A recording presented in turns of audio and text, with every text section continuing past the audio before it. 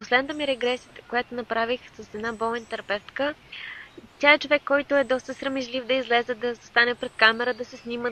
Решихме да направим регресия, за да можем да видим какъв е проблема, откъде идва този страх. Поискахме да ни се покаже живот, в който тя и вече е развила тези качества, така че да може да се научи. Всъщност тя се видя в началото на регресията като млад успешен трейдър, след това като успешен пенсиониран трейдър. Този човек беше станал успешен благодарение на интуицията си. Сега интересната част е, че на 80 години този човек и даваше съвети. Хора, на 80 години това беше 25-та година. Защото този човек е роден през 1955 година, която ние още не сме влезнали в нея, но той дава съвети и той говори от бъдещето. Буквално.